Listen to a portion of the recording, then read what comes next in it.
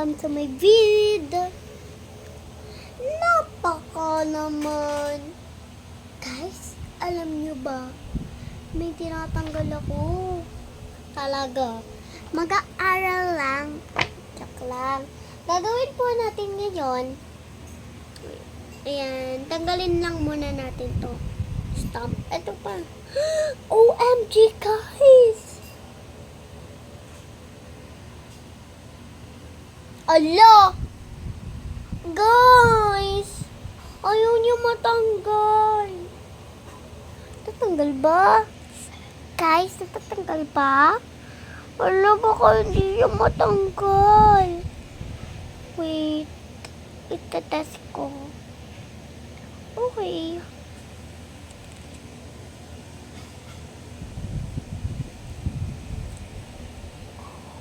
Wow!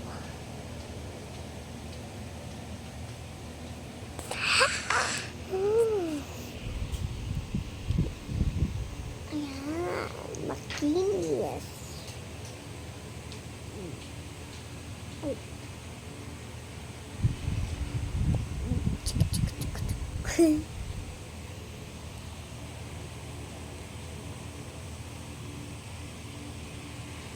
Yan, tapos tayo. Guys, nakita niyo na ba ang aking video?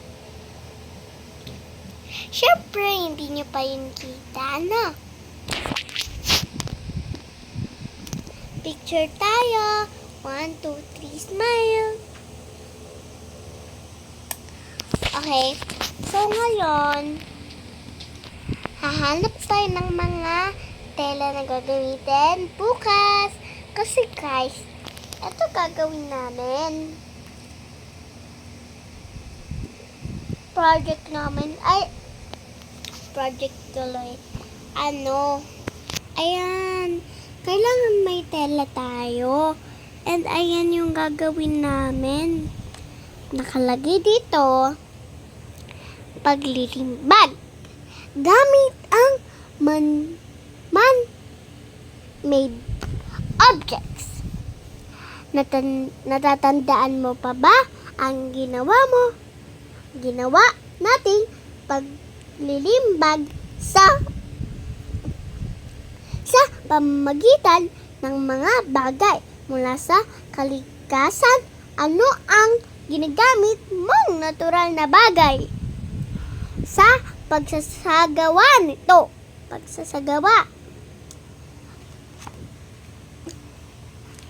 Hahanap tayo ng tela, kaya naman gagamitin natin. Guys, tignan nyo, napakatahimik kasi. Wala ditong tao. Kami lang dalawa ng mami ko. Tingnan nyo naman. Maganda dito sa Solcar. Kung nagra-rent ka ng apartment, dito ka na. Pero medyo may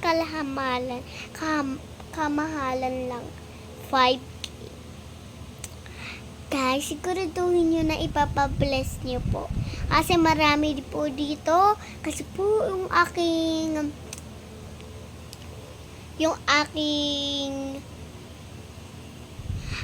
ate, si ate Maika, si Ninang Maika. Nandito po sila tumira. May multo po sa kanila. Yes po. Kasi po, may kumakatok po. Wala naman tao. Yes po. Totoo po ang aking sinasabi. Hindi, lumipat na po sila. Yes! That's right! Alright! Guys, so, let's go. Pumunta tayo sa kusina para tingnan ang ginagawa ng ating mother. Ayan. Napakadilim kasi wala ditong tao. Ayan, hugasan na yun natin. Mami, ako na maghuhugas ng plato. O sige, hugasan mo ito. Yes.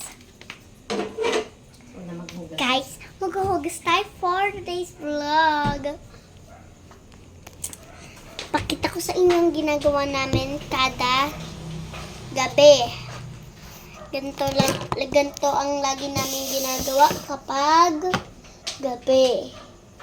Lagi kaming naghuhugas ng pinggan.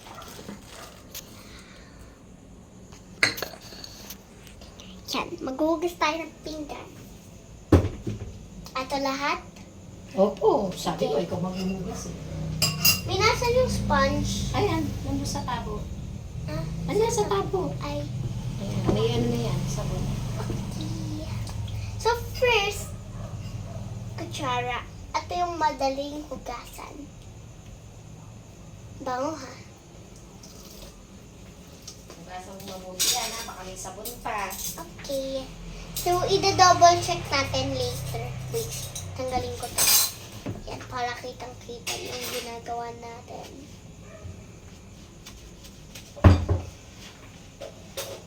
Sabay-sabay natin siyang huhugasan. Huwag kayong madidiri kasi pagkain yan eh. Ako, walang nakakadiri sa pagkain. Buti may nakakain tayo. Guys, napaka gusto ko talagang maghugas lagi. Pero, hindi ako pinapaghugas kasi nga, madudumhan lang ako. Pero for today's vlog, ng konting tubig. Hindi katulad ng kutsara. Pwede mo nang hindi siya basain.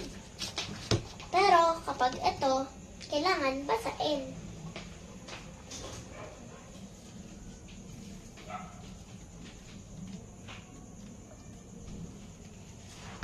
At guys, alam niyo ba, ang ginagamit namin sabon na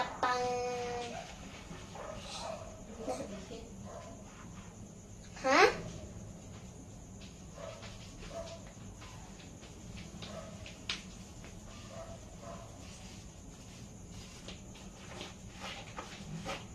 Atong ginagamit kong pang sponge. Ayan. Sponge pala. Nabulol lang. Magkapreho kasi ng tunog. Sabon at sponge. So, ayan. Hindi pa tayo dyan tapos kasi ilalagay mo muna yan. Ako, wait. Ayan. Dapat hawak na hawak mo. And dito naman sa labas. Kailangan hawak-hawak mo para hindi siya mabasag.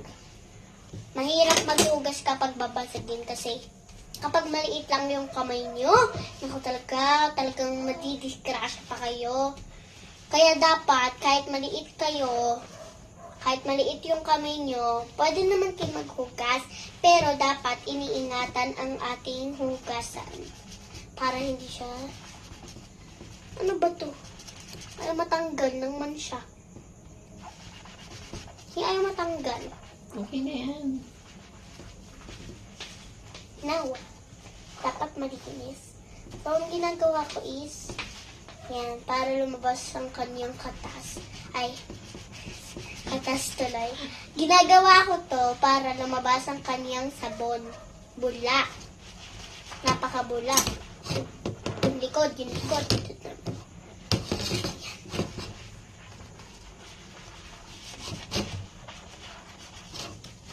Yan!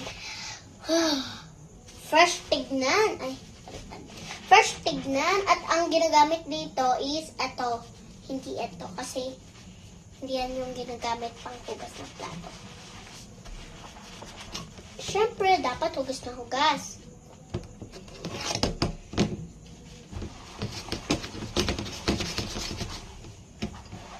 Okay na ba to? Sige.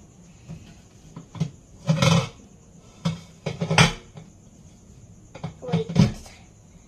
Hugasan ko lang ang aking isang kamay para hindi madulas kapag hinawakan ko ang plato.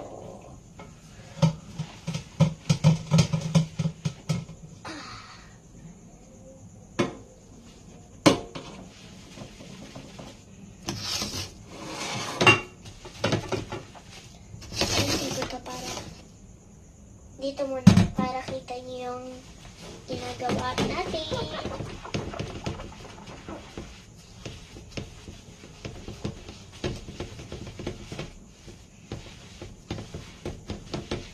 Hugasan pala muna natin.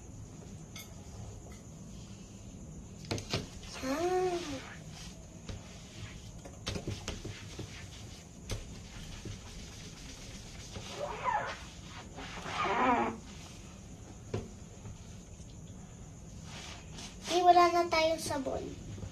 Meron yan. Ayun, wala na. Where is, ito? Ayan, ipump mo. Okay.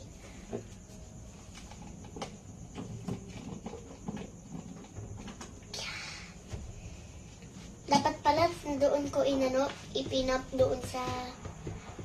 Okay na yan. Yung likod naman. Okay. Grabe yun. Naiinip sa'yo mo.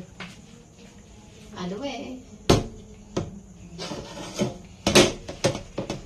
Yan. Yung likod naman ang ating sasabunin. Kasi sayang na yung kuryente eh. Yung ilaw sa likod eh. Saan? Dito, sayang. Okay lang yan. Bukas naman yung ilaw. Di na... May patayin mo nga. Nakalimutan ko po patayin yung ilaw doon. Sa kwarto. Nilapay ko na dito. Yan.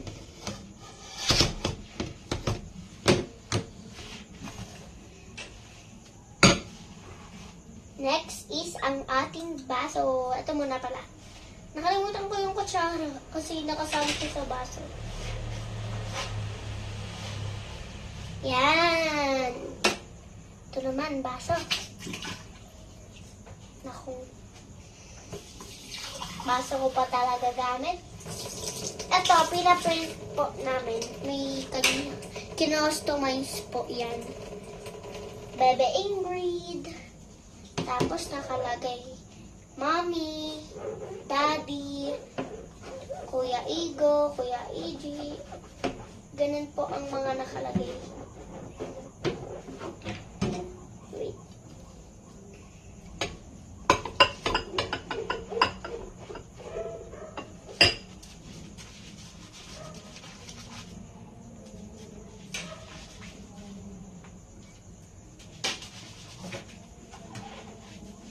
Hawak na hawak ko dyan para hindi yan mabasag.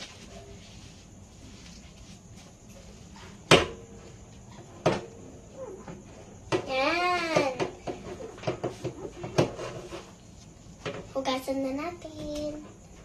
Una, ito kasi ito na yung nakaan eh. Hinaan mo na konti yung gripo mo. Sayang yung tubig. Kailangan pala malinis muna ang kamay mo bago mo hugasan.